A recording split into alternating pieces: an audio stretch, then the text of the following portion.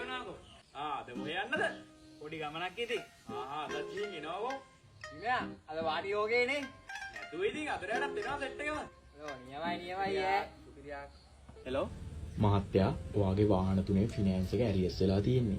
මෙහෙම ගියොත් නම් අපිට ඩිසිෂන් එකක් ගන්න වෙනවා. අනේ මට තව මාස දෙකක් දෙන්න පුළුවන්ද? මගේ බිස්නස් ඔක්කොම හිර වෙලා තියෙන්නේ.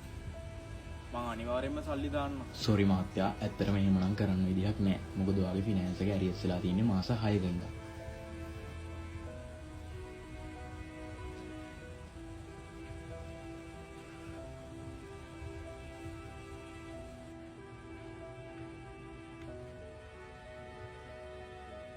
කාර්යයක් වුණා කියලා ආරංචියක් ආවම මොකෝ ගන්නෙන් තත්ති?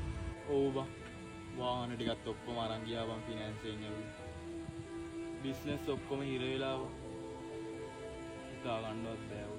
එහෙම තමයි බං. මිනිස්සුන්ට අමාරු කාලේනවා. කොල්ලු ටික දාවේ නැත්තම? උන් කවුරුත් දැම්මව ගණන් ගන්න නෑ බං.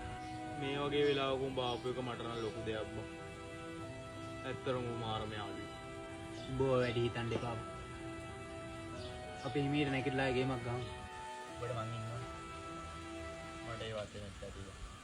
හොඳ යාළුවෝ තම සැහෙන දුන්නේ වදේ මං කටු කෑවේ උඹ කණ්ඩ ඕනි හිඳයි මදේ ඒ යාළුකම කවදාවත් නැකේ